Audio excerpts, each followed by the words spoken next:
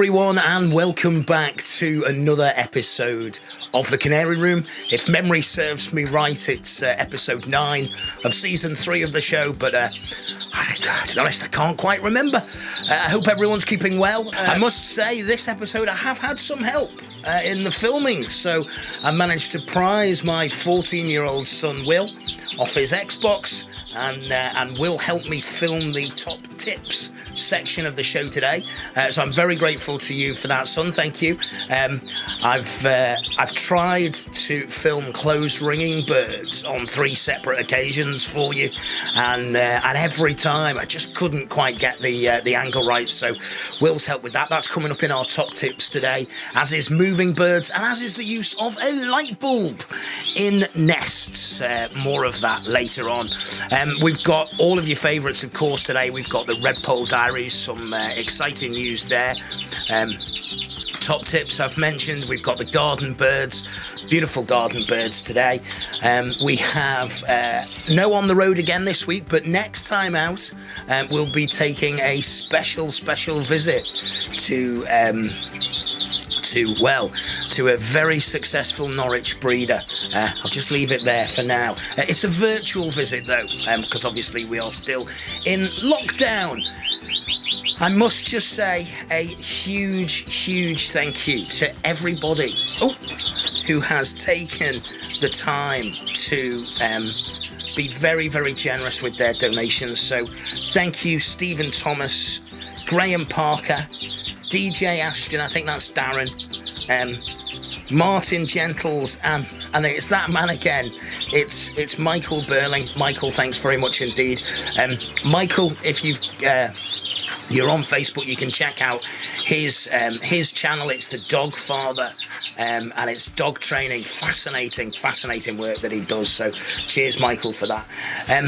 As always, everyone, it could be another epic today, but hey, we've all got time on our hands. Grab yourself a cuppa and enjoy the show. Last time out in our top tips, we showed a trick of hanging a cockbird on the front of a cage, and we had the blue cock in the cage to mate with a clear yellow hen. Now, I checked the eggs after a week, and they were full. They were due to hatch this morning. As you can see behind me now, just have a quick look at this shot. One has hatched and the hen is feeding that already. Now there's another 2 eggs in there that are both full. So fingers crossed for those. What I will do is I'll keep an eye to see whether those other chicks hatch or not yet.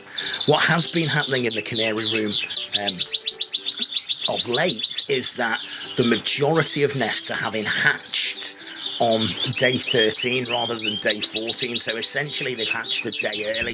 Now, not all the chicks have come out a day early, I hasten to add, but in this cage behind me there's just one out at the moment.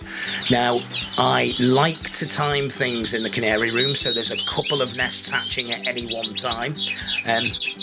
I've also got a nest of agate mosaics, red agate mosaics, or agate mosaics. They've hatched as well. Now, I checked them this morning. They've just hatched 1 so far. It was quite cold overnight, so it may be that it's later on in the day that the rest of the chicks hatch. Sorry. So what I will do though is I'll keep an eye on them, and tomorrow, if there's only still one in the blue nest, maybe the day after, I will move the chick under the agate mosaics and I will run that hen again. What I've also done for you is we just see how some of the lines are developing in the shed, and that will be one of the real features of the show today. So we're going to have a look at the blues. We popped the blue eggs that were full underneath the variegated buff hen in cage B. And you remember she was due to go with the cinnamon yellow cock, and her eggs were empty. She hatched and has hatched all 4 eggs. They were all full. They were all 4 have hatched. And she is feeding them beautifully. Now, as I sort of put the show together, I try and think what might be interesting for people to watch. You know, sort of chronicling what happens in the Canary Room, but also sort of, you know, what might make it a viewable show. And one of the things I've decided to do was film the development of the nest over a daily basis. So we'll start with this nest of blues. So we can see sort of day -1 or day 0 really, and 2 of the birds at that stage is hatched. And then as we move through into day 1, you can see that there's 4 little chicks in there now. And then through to day 2 and day 3 and day 4, and they're starting to sort of really grow in size.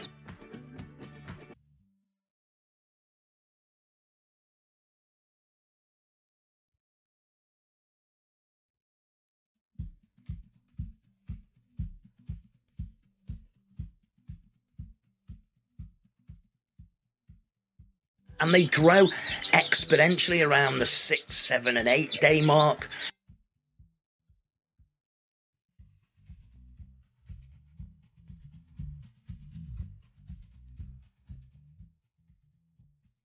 Now, at 9 days, I rang them, close rang them, and that's in our top tip. So we'll see that full, uninterrupted coverage of close ringing birds, and they really developed, and they were probably, as you'll see a little bit later on, they were a bit difficult to ring, to be honest. I probably should have done them at day 7.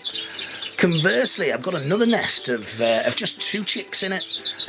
I didn't ring those until day 11 because they were smaller, a lot smaller. So I will sort of chronicle the days to 21 days with this nest. So I think in this episode we'll probably get up to about day 12, and next time out we'll look at days 12, 13 onwards to day 21.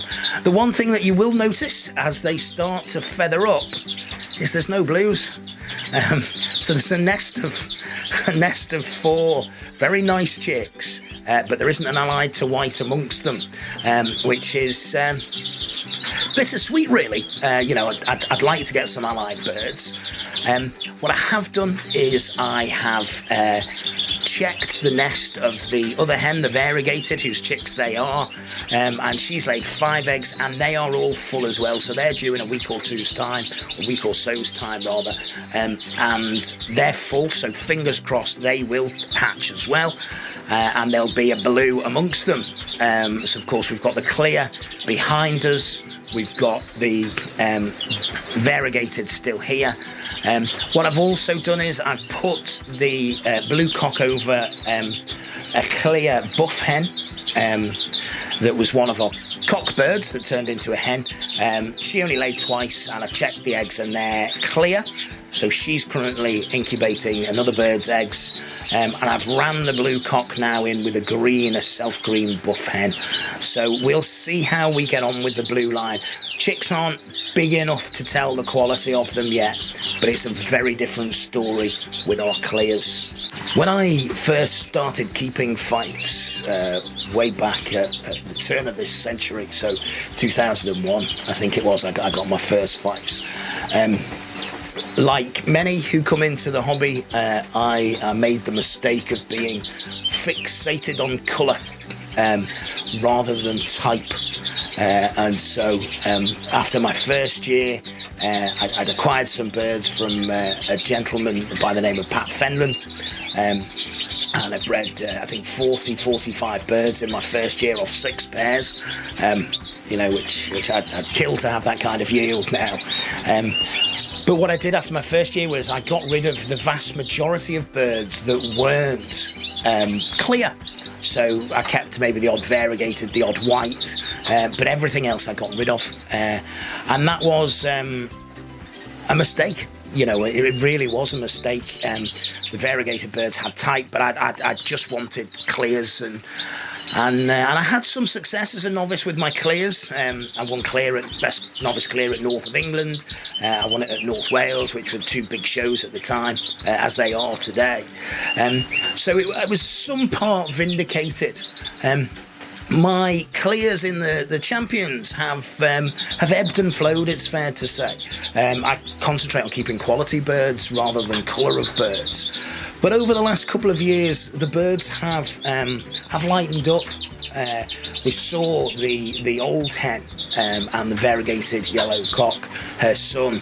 Last year, they produced a number of birds for me, the vast majority of which I've retained. Now, a couple of them have gone to good friends of mine, but the vast majority of those birds I've retained.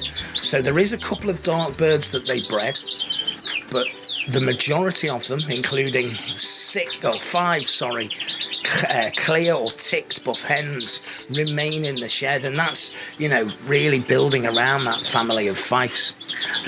Made a couple of acquisitions of clear yellow cocks, as we saw in episode 1 of season 3. Certainly we saw the new one coming in this year.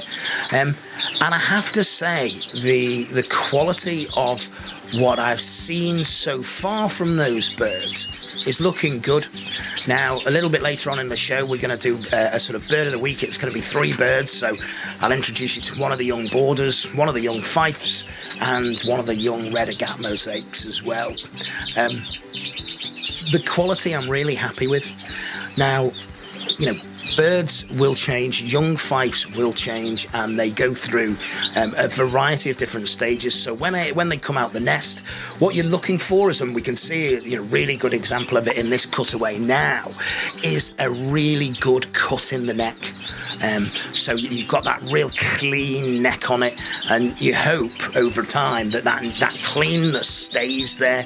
And so that's one of the first things you're looking for, as well as sort of good position.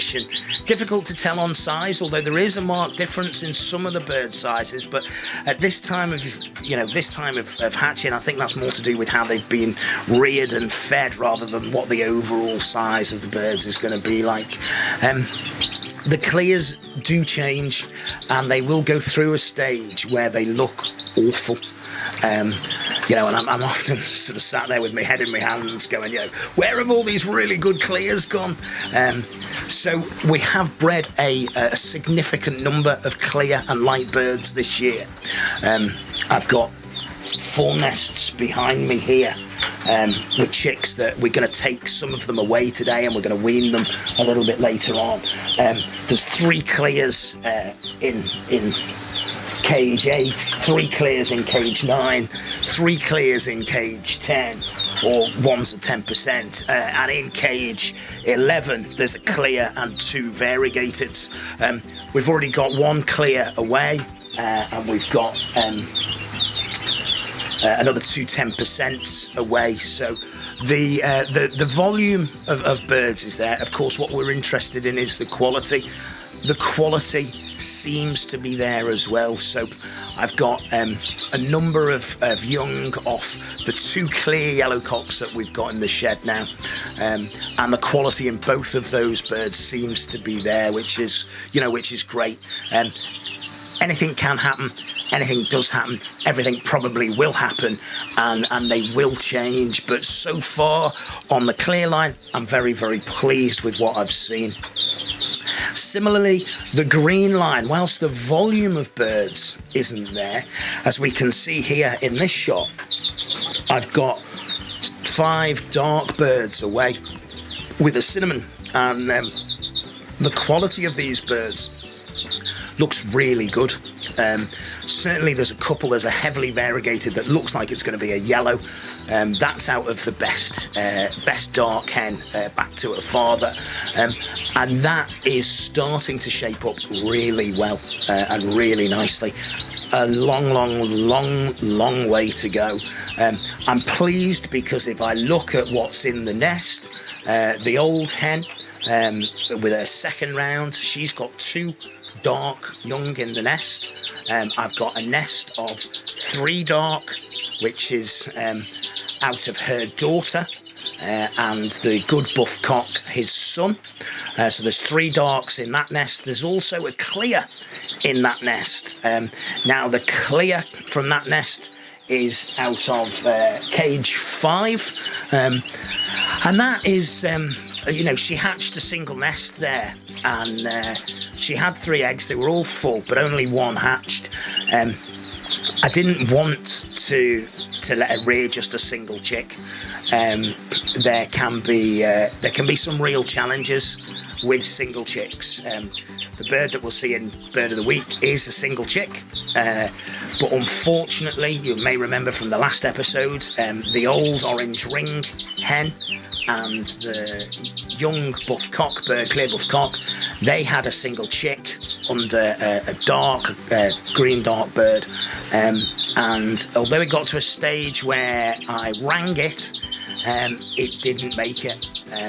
And if we have a little look at it now, bless it, it's clear that across its stomach is the bacterial infection. It looks like black spots, so we need to be careful of that. I am treating the birds, as we saw in the egg food make last week, with grog, but it won't cure everything, and unfortunately this little fella didn't make it. That hen is back on 4 full eggs, so we'll keep an eye on that. But moving birds around into nests is something that, as we're in the depth of the season now, I'll do with increasing frequency. So I'll make up nests of birds. So we've got 3 darks in there and a clear. That's obviously very easy to tell the difference. It's more difficult when you've got clears and clears in there to tell where the birds have come from. So clear line, some really nice young birds. Top tips later on, we're going to take some of them away from their parents now. They have been mated up in the second round. One of them's on 4 eggs, one's laid a second egg today. The other 2 are yet to lay. But that's looking good. And as we go around the room, there's a number of birds on eggs, and all of those eggs now are full. Which is really, really encouraging, particularly in the canaries. So I'm really happy about that. It looks like it's going to be a good season both in terms of quality and in terms of numbers, which of course makes it good, because it means that later on in the year I'll have a number of birds to select from. It's going to be challenging because I'll have to decide which birds I'm going to keep and which birds I'm going to let go. More of that as we go on later in the show. The weather has been incredible. You can see I'm sporting something of a tan and a new haircut, which I did myself with some clippers I acquired from Amazon. As we go in the garden today, we start off with a shot. One of my favourite shots actually is one of my French lavenders with the little bumblebee whizzing around it.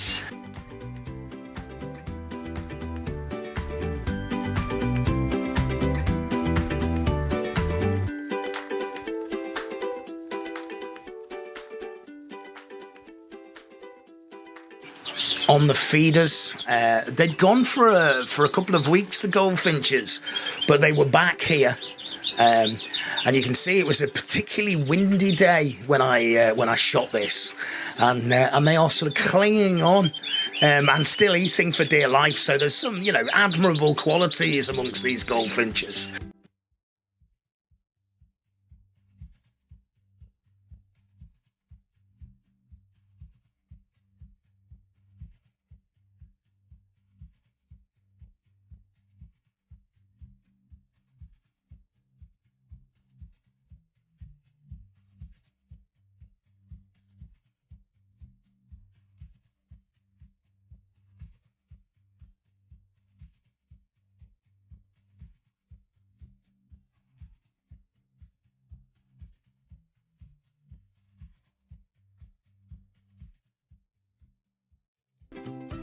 What I did do is right at the end, I slowed it down. I slowed the footage right down, just so you could see them in flight. So hopefully you'll enjoy that. There are different feeding stations in the garden. I sat out there for what felt like hours to see a robin basically take the mickey out of me.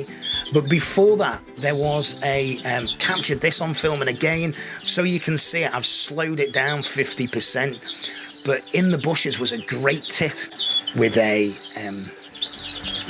with what looks like a caterpillar. So it's obviously got young feeding somewhere, which would tail, because I also discovered this in the garden, which is an opened eggshell, a hatched eggshell, and so it would look like there. It looks like I've had a look online, and it looks like it's from the tit family, this eggshell. So it looks like we've got blue tits nesting somewhere in the garden, which is great. And then the elusive robin, who basically took the mickey out of me when I was filming him. But there's some beautiful shots of the robin. I've had quite a bit of feedback about the in the garden section. It seems to be enjoyed by everyone. I'm lucky enough to have a garden. I know some people aren't. And I have really, really enjoyed it over these last few weeks.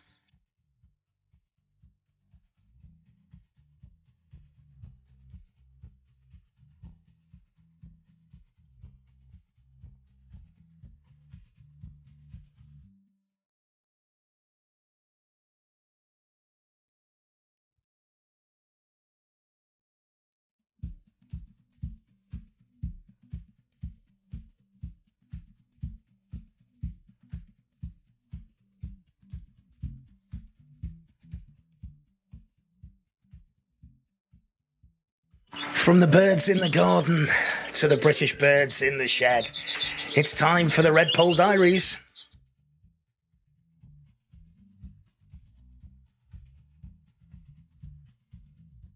It's been an eventful couple of weeks. You'll recall we saw some of the birds feeding each other in the last episode. I'm pleased to say that we have our first Redpole eggs. So the silver hen that we saw being fed last time out started to pick up in earnest, and very quickly built a lovely little nest.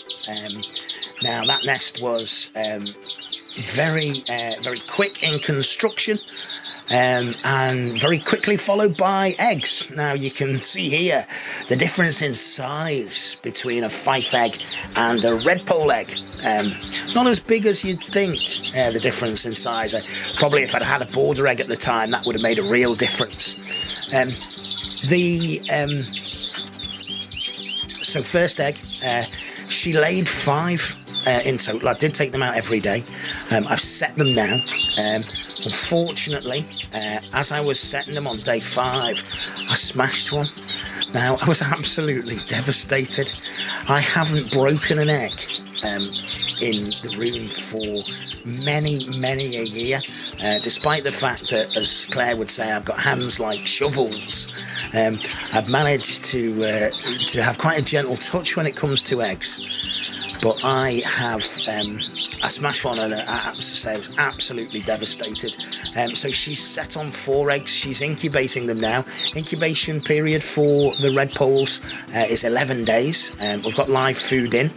I don't know whether they'll be full or not. I haven't seen the birds tread or mate. So, no idea whether they're going to be full. Checked all the other nests. There's no signs yet. There's a little bit of, there's more advanced sort of breeding signs. I popped baths in again for them to have a little bathe in, and they've enjoyed that. And, they are feeding each other. I've seen that. So hopefully it won't be long until the rest of the Redpole pairs go down.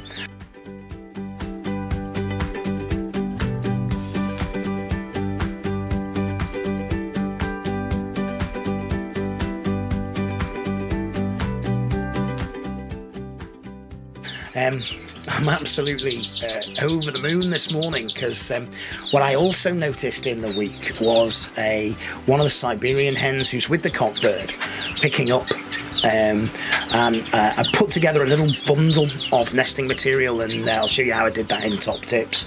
And I'd also I'd gathered some moss from the garden, and what I did with the moss, I raked it off the lawn. I soaked it in a Dr. Johnson sterilising solution just to get everything out, and then I dried it naturally. So I offered the birds that as nesting material. I put it all together in a bundle for them. And this Siberian hen, with a big beak full of just the white Sharpie.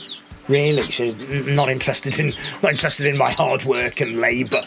But started to build a nest up, you know, and then nothing spectacular, but was there. And as you can see now, when I went in earlier today, I opened up the nest box. She flew off very quickly, and in there was my first ever Siberian goldfinch egg. So I've taken that away. I've put a dummy in egg there for now. I will leave the cock in, but I'm going to have to make sure that I am in the room early, because I understand that Siberian cockfinch birds, as in many goldfinch birds, you know, quite like the taste of eggs. So I'll be in early to remove the eggs each morning. What I've got, you'll remember, I've got a mewling pair of a Scotch fancy hen and a red pole cock. They've been feeding each other. They did lay eggs, or the canary hen laid eggs, and they were clear. They have been feeding each other, and the cock has been particularly attentive of her. And what I'm toying with the idea of is setting this first nest of Siberian eggs, assuming she lays a full clutch, under those birds, and seeing how they get on. The red pole cock will take mealworms, obviously, and they'll need extra protein. So I'm just toying with it as an idea at the moment. I'm not 100% certain what I'm going to do. But what I will do is, once she has finished laying the clutch, I'll take the Umo cock out and I'll pop him in with the other hen. The pea throats, they're, you know, carrying on developing, but there's nothing yet from them. They've messed around with material but not picked any up in earnest. I did have eggs from the hen last year. She was with a different cock last year, but she only laid twice. And but I think this year, you know, she's a year older, so she's a 2-year-old bird now. She was 1 year last year, and so I'm hoping she's reached, you know, a greater sexual maturity this year. So fingers crossed with those, they will be okay. So positive news from this week's Red Pole Diaries. Fingers crossed for next time. I will keep everything crossed for those pesky little red poles and the Siberians. I imagine that I've got far lot of heartache still to come there. One of the birds which hasn't given me the heartache I perhaps expected it to, or certainly not yet, has been the border canaries. We got 5 eggs in the first round, 4 hatched. 4 are now away and feeding themselves, so they're fully weaned. They're in a double breeding cage, and as you can see just over my shoulder now, the hen in there is back on the nest. The cock is still with her, feeding her intently, oh, she's just come off the nest as I've spoken. That's sod's law, and there's the cock.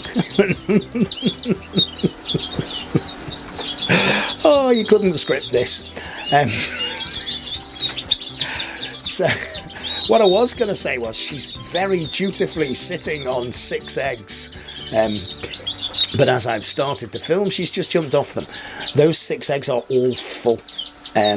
Now I set her and the other mosaic hen, who's on 4 full eggs at the same time, with another fife. So what I may do, depending on how many of those boarders hatch, is I may swap and drop a couple in other nests just to see how they get on.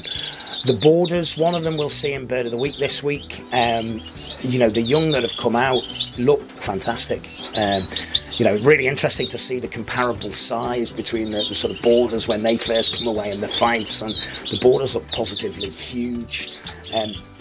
So it's been a good solid start with the boarders, which is hugely encouraging. So without further ado, let's have a look at this week's Bird of the Week.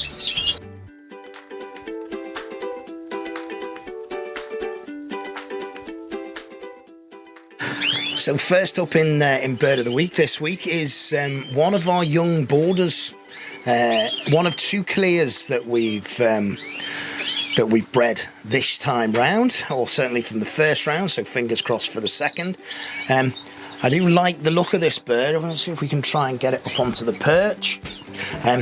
Not really been in a show cage before. And we'll put a clear fife up next, and you'll see the sort of difference in between them. But plenty to like about this bird. There's an awful long way for it to go. Not showing it so much now, but it has a freedom in the neck which I like. It's not got a bad head on it. All in all, it's not a bad little bird. So we'll see how this develops over the next few months right here in the Canary Room. You can get an idea in the different size of the two birds from the border there to this young fife. This was a single nester. It is a cock bird, I'm pretty certain of that. I've heard it chirp away and seen it chirp away. It's I think it's got some potential, this. It's certainly early on. I really like the look of it as a bird. It's bred out of one of the now 5 light buff hens that I've got, and the older clear yellow cock. So the older clear yellow cock's gone over 3 different hens now, and all the young that I've seen so far out of him, I'm quite impressed with. So this is our second bird of the week. It is another clear, but this time it's a fife.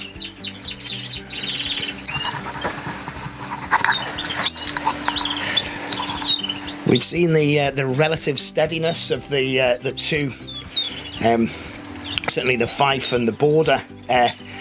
What we've got now is a red agate mosaic.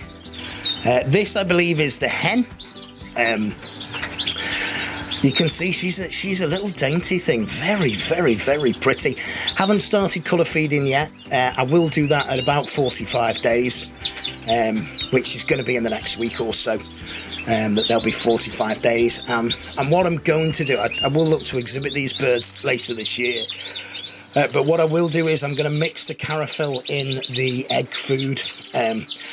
I don't want the mosaics are housed in a cage at the very bottom, on the very bottom row. So the risk of cross contamination is small, although there still is a risk. And you can imagine getting a really nice fife and it getting colour feed on it, and basically that would debar it from exhibitions. So I'm gonna make their egg food in, or put their colour food in the egg food. But a sweet little bird, one of 3 I've got. As I mentioned earlier, the other nest is hatching out today, and the other hen, which I ran the cock with, is on 4 full eggs, so they're due this time next week. So we'll keep everything crossed for that. So that is our third and final bird of the week. It's a red agate mosaic hen.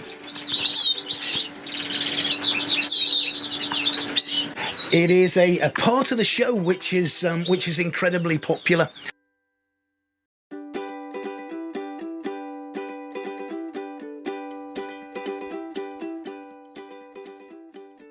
And I'm really grateful for that. Really grateful for all of the feedback and comments that I get. I had a comment on YouTube about the needle sexing, telling me that it simply doesn't work, and I have some sympathy for that. It is by no means an exact science. As nothing really is in bird keeping. We do things trial and error. Some things work, some things don't work. One of the things many of you may have noticed as we get the opportunity to spend more time in our bird room is just how often hens leave the nest, and that can be quite disconcerting. The sort of the worry that as birds become in enhanced breeding condition, the overwhelming urge to go back to nest knocks them out of that incubation period. I know I'm in and out of the room now 3 times a day, at least. I come in and do the morning feed around about 8 a.m. And what I'll do there now with the egg food, depending on how old chicks are in the nest, is I'll mix the soak seed in with it to start with. But one of the other things I'll do if I've seen a hen off the nest for a prolonged period of time is I will check that the eggs are still warm. Now the temperature is up and down. It's a colder day today and it has been very, very warm. Now my garden, I'm very fortunate, is south facing. The Canary Room is located at a point, it's got sort of trees around it shading it. It's also lined and insulated with 50 mil polystyrene insulation. So it does hold its temperature quite well, but it did get quite warm. And so that's, you know, one thing you've got to look out for when that happens is mite, and I have seen some. So you've got to be vigilant, keep up your treatments on that. But when birds walk off the nest or seem to have walked off the nest, one of the things that I like to do, just to give myself some own peace of mind, and I'm going to do this with a dummy egg, just because having smashed an egg this week, I don't want to pick them up unnecessarily, is I'll take an egg and take it to my lips. And if the egg is warm, you'll be able to feel it better than you can touching it. So if you take the egg to your lips, you'll see that whether the egg is cold or not, or whether it's warm. If it's warm, just leave them alone. If the egg is cold, then find somewhere else to pop the egg under if you can. Get some other hen. I mark it with a Sharpie pen and I'll put it under another nest. And that's one of the other reasons, you know, if you set a number of nests at the same time, then you have the luxury and the ability to be able to do that. So our first top tip is on ringing young canaries, and we've got some tips on nest management a little bit later on in the show. But our first top tip is in ringing young canaries. Now, I'm close ringing my young canaries with 5 Federation close rings. I'm close ringing my borders and my reds with IOA, and my British with IOA close rings. So I'm close ringing my birds. Now, I don't have a particularly steady hand, and this section was filmed thankfully with Will, although I still had to close ring them. It was done a couple of days ago, so there's a different shirt, just for those of you watching continuity. And what you can see is I get the first sort of 3 toes of the birds, so the sort of big toe and the 2 side toes, and literally thread the ring through them.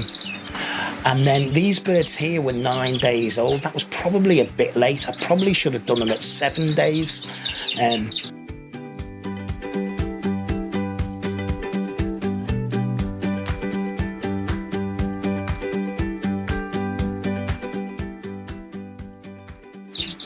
And then you can see that I'm rolling the ring over the knuckle, and that leaves the back toe just in place.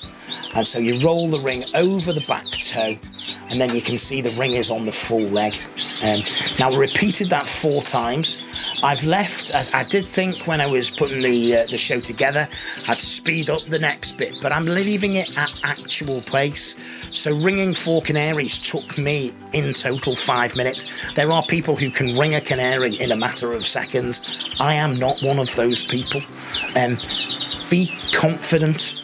It's very, you know, it's alien. There's a fear of damaging the birds, you know, there's a fear of hurting the birds. I understand all of those things. I have the same fears myself.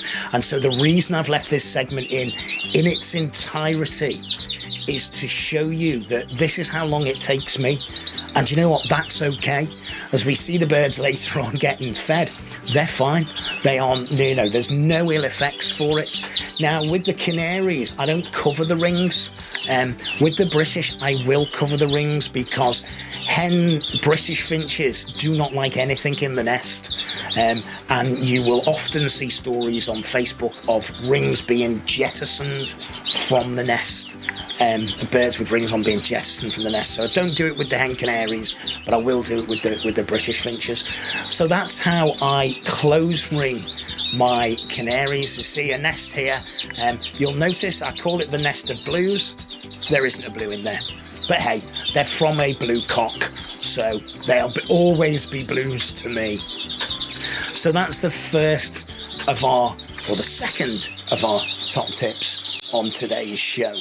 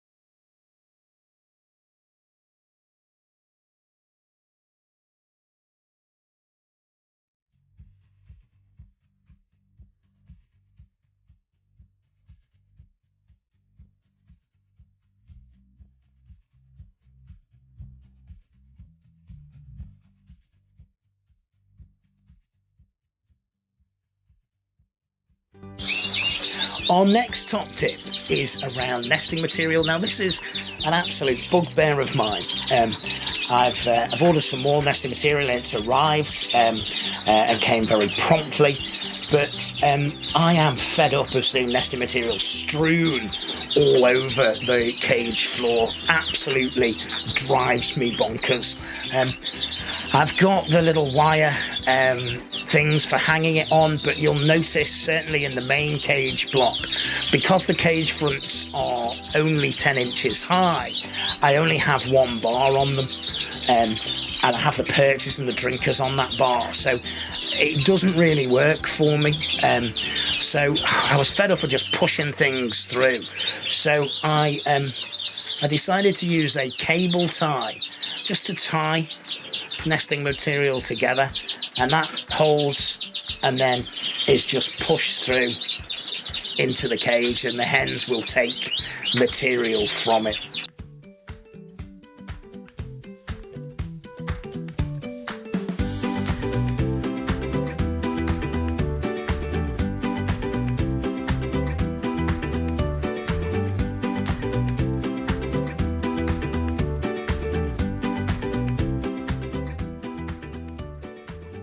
So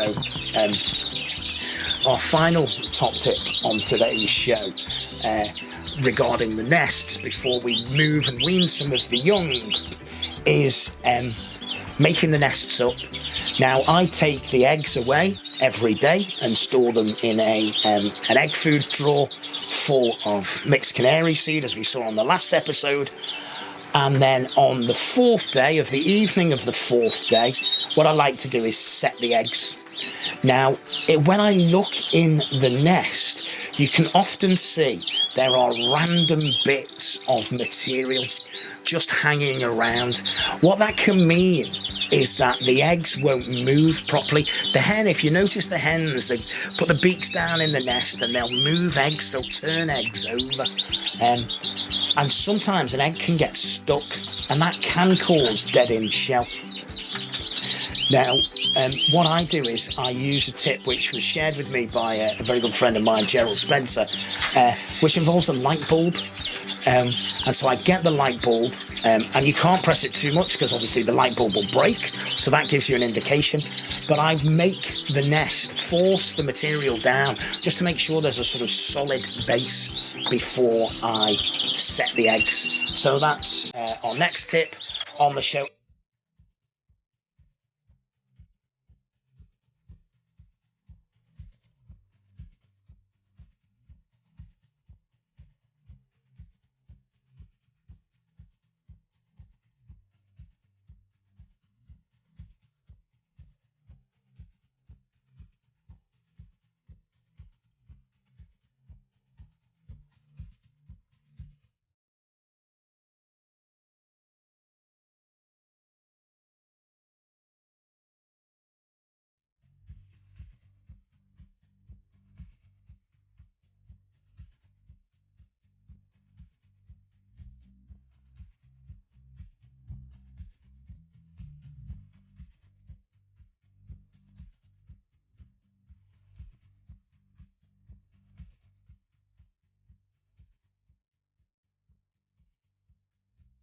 And our final tip is on weaning young.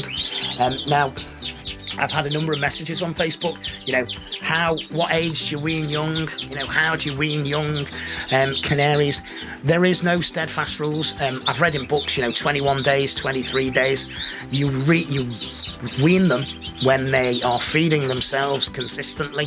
Now, young fifes will pick up from the bottom of the cages. I've got a number of nests I'm going to move today. One of the birds are 28 days old today. Another are 26 days. There's another nest which are 28 days, which I'm not going to move today. I'm going to wait for another 24, 48 hours before I move them. I have seen them picking up. I have seen them feeding themselves, but I've got another nest that I want to wean with them. And although those birds have been out of the nest, they haven't been consistently feeding themselves. So what I did earlier in the week is I prepared the cages for them. You can see on the cage floor, I've got some cuttlefish, I've got some oyster shell grit just to give them some additional calcium. I will put the egg food in. There is one perch in there. Now, I don't normally put a perch in. I've decided this year just to give it a try, but it's very, very low down. It is only one single perch. What you don't want is birds sitting on perches chirping to be fed. What I'm also doing, which is slightly different this year, is I'm weaning 6 young together. Now, the idea behind that is that some of those birds will be, by their very nature, a little bit more advanced. What I have seen is some young birds feeding or looking like they're feeding some of their nestmates, but 6 together won't squabble. They will work over the food together, and they will, you know, they will all be fine. So I'm going to catch these birds up now, and then later on this evening I'll do a deep clean of the cages, and they'll be set back up again. One hen who I'm taking young off today has already laid 4 eggs. I haven't set them yet. The other hen has been mated, but she hasn't built a nest yet, but I'll take the old nest pan out. And that is how we wean our young. We're going to put some broccoli in the cage as well as the egg food. We're going to put some apple in there, which will dip in soak seed. So there's plenty of things around there to keep the young fifes occupied and interested. And we're also going to put some pearl morbide in. I found increasingly, I'm feeding that in finger draws, I found increasingly that the young birds are going to that, and as it's got, you know, a good source of sort of, you know, a variety of different ingredients in it, but also it adds some moisture, so really you don't want them to dehydrate. So I'll move them now, and then we have a little look at them.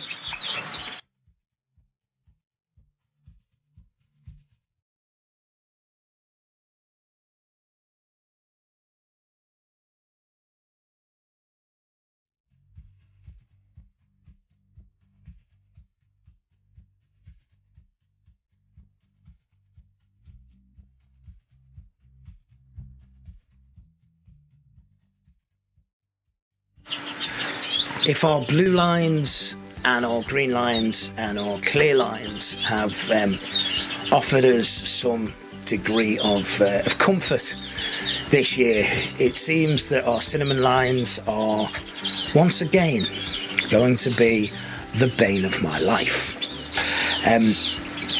We know that in cage B here, you can just see in shot that this hen is on 4 chicks. We know they're chicks from the blues, although there isn't a blue in there. Cage D, which is the white hen just below here, her eggs were clear. Now, I've left the cock in with it all of the time, and they built a nest together. So I'm hoping that I haven't seen them mate. I have seen him feed her, though, which is a good sign. So I'm hoping she hasn't laid yet, but those eggs will be full. In cage C, the variegated buff, she had 2 full eggs in the end that she hatched. There was a cinnamon in there, so it had to be a hen, because it's a visual cinnamon cock with a normal hen, so anything with pink eyes has to be a hen. She also had another young in there that she hatched, and I lost both of them. I moved the cinnamon away and I put it in a different nest, and it got to 3 or 4 days old, but it didn't make it, which was heartbreaking, really. And to sort of you know, compound the misery of the heartbreak, the nest you'll see behind me here, you'll notice that there isn't a nest pan in the cage anymore, and that's because unfortunately the cinnamon yellow hen that we had, we've lost. You can see her here, and she went from laying 3 eggs, you know, feeding her young well, you know, really good mother, rearing them, and went downhill in the space of 24 hours, and I couldn't do anything to save her, unfortunately. There is a silver lining in that the young were old enough to feed themselves. I've been giving them pearl morbide on a night as well, and you can see, you know, the sort of, it's not a self, it's a heavily variegated cinnamon. It's got a little yellow band across its neck, but that absolutely gorged itself on pearl morbide. You can see it some of its nestmates have picked at its feathers round its crop, and you can see it's bulging. So there's 3 young cinnamons in there, which is you know, some consolation. And I've also set her 3 eggs, and I checked them the other day, and they're all full. So there's only 3 eggs that she'd laid, but they are all full. So hopefully we will get more cinnamon chicks off her. You know, one of the things with bird keeping is it's about perseverance. I think, you know, it'd be very easy to give up on things, and you don't achieve anything by giving up. If I look at one of the hens I've got in the clear line in cage 2, that bird is, it must be 4 seasons old now. Now, I got it for last year.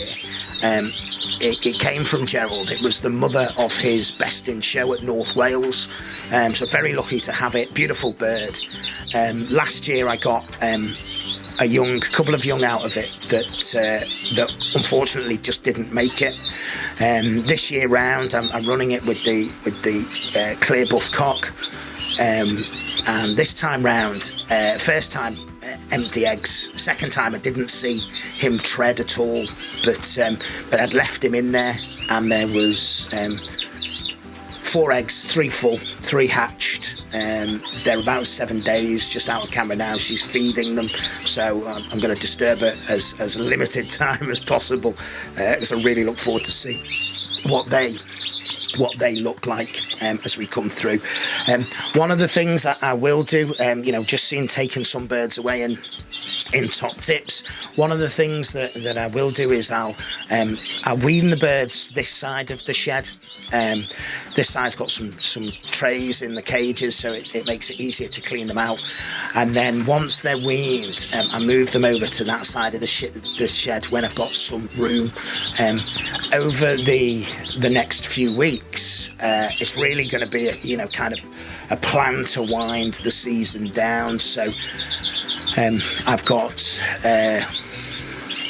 half a dozen hens on eggs now, and you know, another dozen hens or so who've got chicks who I'll take a second round from.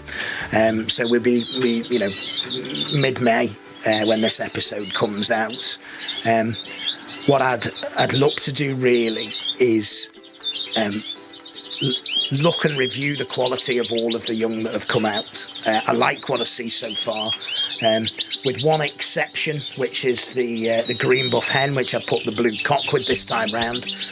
And the reason I've done that is, you'll remember first time round we had dead in shell. Well, second time round we've had dead in shell as well, and as you can see here, it's a fully formed chick again, that's just not made it through. So there's either something wrong with the hen, or there's something wrong with the cock and the hen together. So I've done it twice now. I'm not going to make the same mistake a third time. So I've put the blue cock with her. I've put a nest pan in. I put some nesting material in for them as well. But everything else, I like the look of. But I am now planning to sort of wind the season down. I don't have an infinite amount of space, regrettably, in the Canary Room. You know, I've got the cages on this side now are all set up. I've still got the flights at the bottom. I've got another 4 cages on that side of the shed that I can utilise. And then what I'm going to have to do is look at the individual hens and work out which ones I'm going to retire after the round that they've currently got. So, you know, the old hen, the orange ring hen, she's got 3 chicks, second round. And I might take a 3rd round of eggs off her, but I won't let her rear them. So I'll retire her into the flights. The hen that I provided 2 nest pans with, you'll be delighted to know she's laid. In fact, she's laid twice, both times off the perch. So a hen has 2 nest pans, she's laid 2 eggs, both off the perch, both smashed on the floor. It's a real shame because she's a fantastic hen, and the sort of the devil in me wants to just persevere with her, and I may well do that. So still got rounds to take, still got more young hopefully to come through, but it is now about sort of saying, okay, well where does the season go from here? And for me, you know, the cinnamon line, I've got 4 visual cinnamons at the moment. I want that visual cock over the white hen. Hopefully she'll lay the nest here behind me in nest C. She has laid again. Nest B, well, she's rearing the blues for us at the moment, but I will run the cinnamon cock over her again. And let's just see if we can't get a little flourish. If I can get 10 visual cinnamons out of this, then I'll be broadly comfortable with that, and that'll give me something to pick from for next year. So, as with all breeding, you know, that's what you're thinking about. You're thinking about, what do I need for next year? I've got a flush of clear birds. You know, I've got some strong dark birds coming through. Hopefully the white will throw me a couple of whites. I'd like to keep sort of 2 or 3 whites certainly for next year as well, and that's what I'm thinking now. It's sort of, you know, what do I need to pair up? What birds will I take a 2nd round from? Well, that's pretty much every bird in the shed. What birds will I take a 3rd round from? That will be selective. What I don't want to do, and it's one of our questions in question time, is I don't want the season to go on indefinitely. Ideally, we've had a good strong start to it. Ideally, last sort of nests hatching in June. You know, the British will still hatch young in July, more than likely, depending on the weather. And then sort of wrap everything up. So 1st of August, the lights, which are on 15 hours at the moment, will drop back down to, you know, I'll take sort of 6 hours out of them, and they'll be the winter timing, and I'll do that straight drop. So that's sort of it, really. That's where we are with the cinnamons. We've looked at the darks, we've looked at the clears, we've looked at the allies. We'll carry on doing that over the shows over the next few weeks. I'm sure there'll be some highs and lows, but what I really find interesting now is the young as they come out of the nest, and just looking at their development over the sort of the weeks ahead. You know, once I've got them in single cages, as I have with 3 of the young already, you start to get a real good appreciation for them.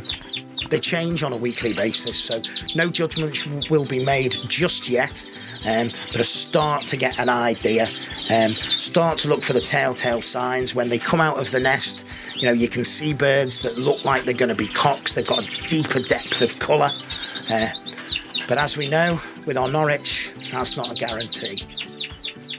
So we have an epic question time today.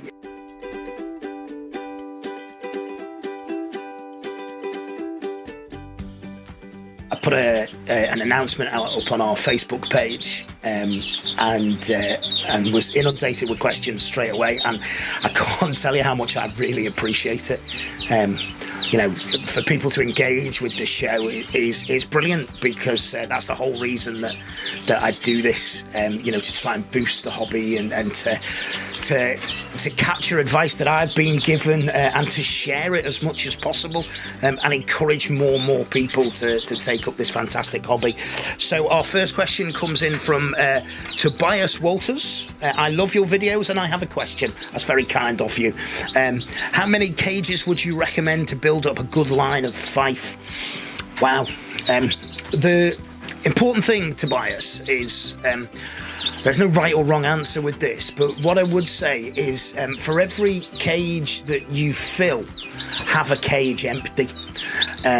And so for every cage that you have, so if you have 8 cages that you plan to breed with, then you're going to need 16 cages, because you're going to need somewhere, all being well, to put the young. So one of the great challenges, and it's a trap I fall into myself all too often, you know, when you look at the cages, certainly in the Canary Room, there's 36 on that wall, there's 30 on that wall, there's probably 15, 20 behind me. You know, the temptation is always to fill them. Oh, I'll just have that. Oh, I'll just find a space for that. What you need is plenty of cage space for your young. And what I'd also say to buyers is look at the flexibility of your cages, so that you can turn them into, you know, bigger flight cages when you're overwintering your adult birds that you want to keep. And as you've seen, you know, earlier on in question time, when we've weaned some of the young, you know, we've got those in double breeding cages, so just give them a little bit of room. So look at a ratio of 2 to every bird that you want to keep. That would be my advice for you. I hope that is helpful, mate. Next question comes in from Paul Stapley. When would you introduce wean young birds to bathing? Do you know, Paul, it's a really good question, this.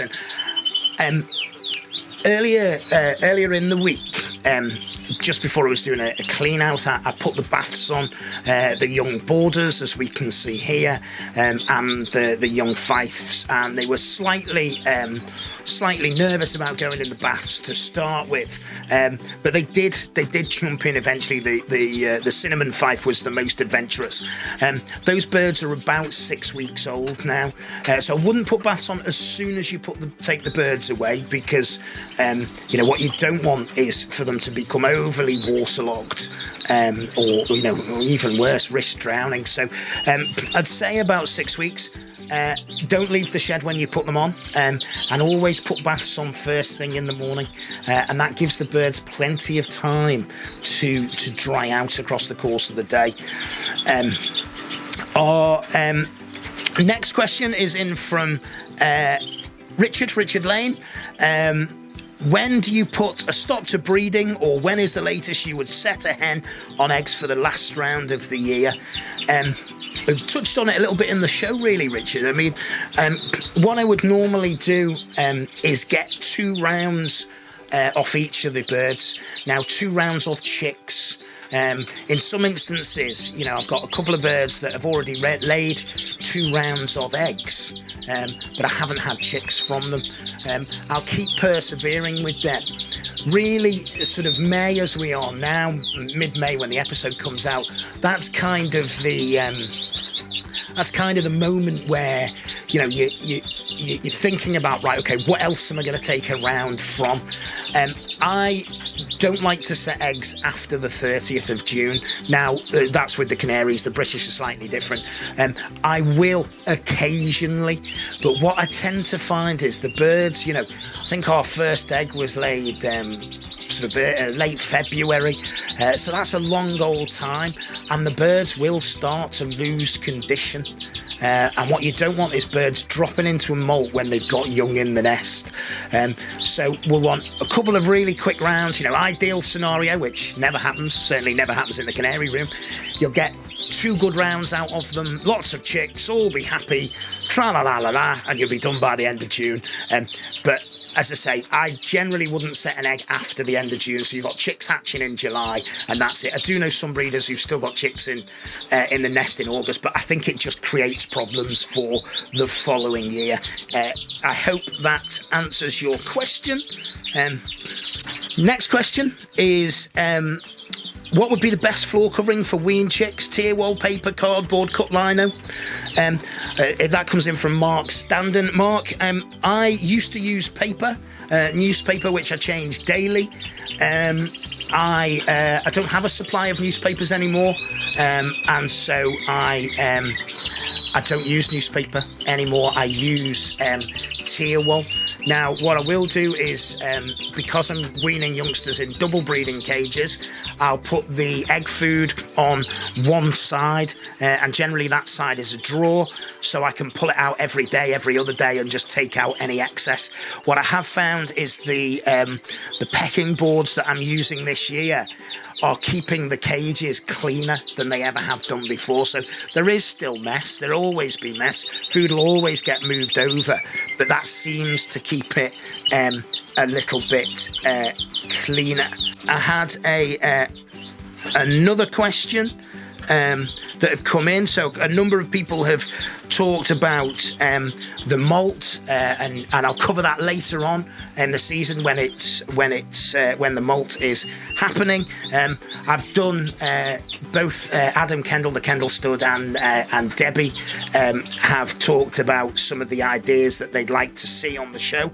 Hopefully, guys, you've seen those on the show today, so very much appreciated there.